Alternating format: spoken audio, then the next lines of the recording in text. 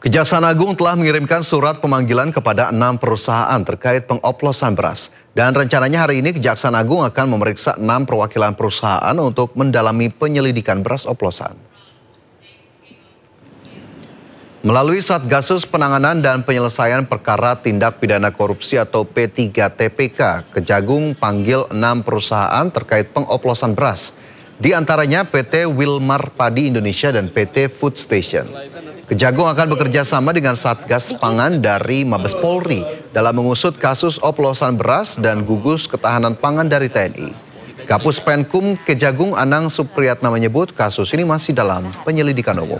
Adapun sebelumnya Presiden Prabowo Subianto telah memerintahkan Jaksa Agung dan Kapolri untuk menindaklanjuti kasus beras oplosan.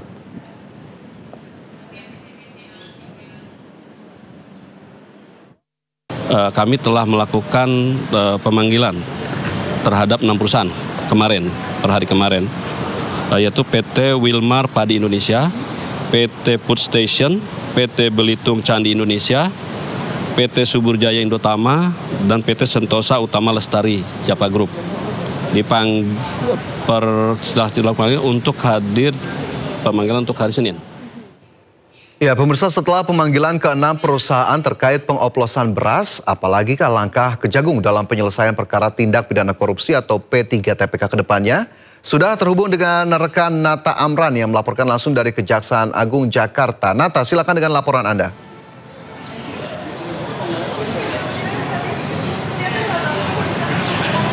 Ya, baik. Selamat siang, Fajar dan juga pemirsa. Dapat kami sampaikan terkait dengan agenda pemanggilan dari ke-6 produsen dari kasus beras oplosan yang sampai saat ini masih menjadi polemik bagi masyarakat.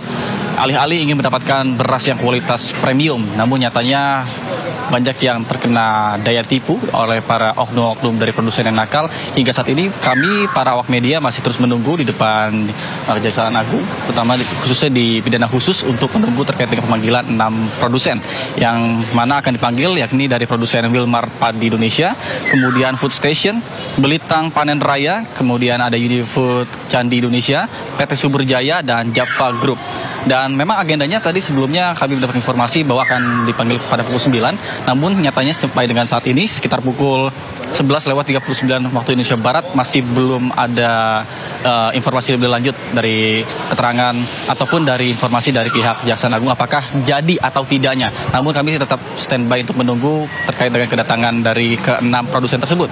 Dan sebelumnya terdapat 212 dari merek beras yang diduga dilakukan oplosan, namun dikembangkan menjadi terdapat 268 merek beras, data yang kami himpun per tanggal 23 Juli 2025. Kemudian ini pun menjadi suatu permasalahan polemik dari masyarakat karena memang untuk kualitas yang ada juga beberapa kali kami melakukan sesi secara langsung mendatangi lokasi penjualan beras atau agen beras besar di kawasan Pasar Induk Cipinang yang kami melihat secara langsung ada beberapa beras oplosan yang bukan beras oplosan, maksudnya beras yang premium namun turun mutu. Kemudian dijelaskan juga bahwa untuk biasanya untuk jenis beras premium ini kadar broken atau patahan-patahan yang tidak layak itu ada 5% dalam kemasan beras premium. Namun nyatanya banyak ditemukan lebih dari 10 bahkan 15%, sehingga inilah yang menjadi penurunan daya mutu dari kualitas beras yang tentunya mempengaruhi dari segi kualitas pangan. Dan tentunya kerugian ini ditafsir mencapai triliunan rupiah, dan kami pun masih terus menunggu terkait dengan update tersebut. Bahkan pihak polisian saat ini juga sudah melakukan penanganan terkait lebih lanjut juga tentang kasus ini, dan berdasarkan temuan beras premium yang ada di pasaran bahwa ketidaksesuaian mutu di bawah standar regulasi tercatat sebesar 85,56%, kemudian ketidaksesuaian dengan harga eceran tertinggi ini mencapai 59,78%.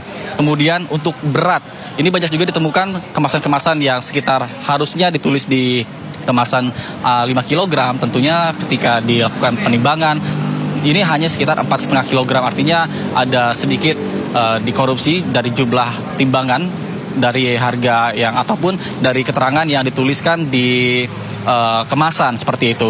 Kemudian untuk beras medium sendiri ini terdapat ketidaksesuaian mutu beras sebesar 88,24%. Kemudian ketidaksesuaian harga eceran tertinggi ini di atas harga eceran tertinggi yakni 95,12%. Kemudian untuk harga dari selisih antara beras medium dan juga beras premium ini cukup lumayan tinggi, yakni mencapai 3 sampai 4 ribu rupiah. Ini tergantung dari merek-merek beras yang dijual di pasaran. Dan sementara kami juga saat ini masih terus menunggu apakah hari ini jadi untuk pemanggilan dari ke-6 produsen yang sudah disebutkan tadi, ataupun memang agendanya akan diundur. Dan kami pun akan segera menginformasikan lagi lebih lanjut kepada Anda, Fajar dan juga pemirsa. Sementara saya kembalikan pada Anda di studio. Ya, terima kasih rekan Atta Arman melaporkan langsung dari Kejaksaan Agung Jakarta dan selamat bertugas kembali.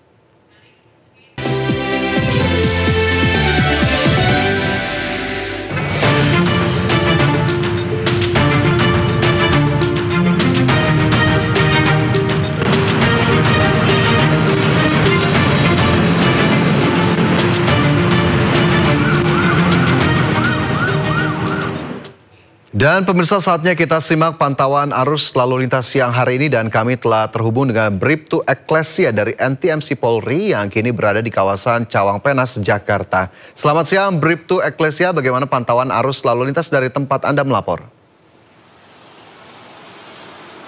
Baik, terima kasih Fajar dan selamat siang pemirsa, bersama kami dari NTMC Korlantas Polri akan menginformasikan situasi arus lalu lintas langsung dari kawasan Penas, Kalimalang, Jakarta Timur. Dapat kita lihat bersama situasi arus lalu lintas di jam istirahat perkantoran saat ini tampak cukup ramai dan terus mengalami peningkatan volume arus kendaraan dari berbagai arahnya, yakni dari arah Pasar Rebo ataupun Cililitan yang akan menuju ke arah Cempaka Putih tampak cukup ramai namun tetap kondusif lancar. Namun berbeda halnya di arah sebaliknya dari arah Cempaka Putih yang akan menuju ke arah Cililitan maupun Pasar Rebo tampak cukup ramai dan cenderung mengalami perlambatan kecepatan kendaraan jelang antrian traffic light di kawasan ini.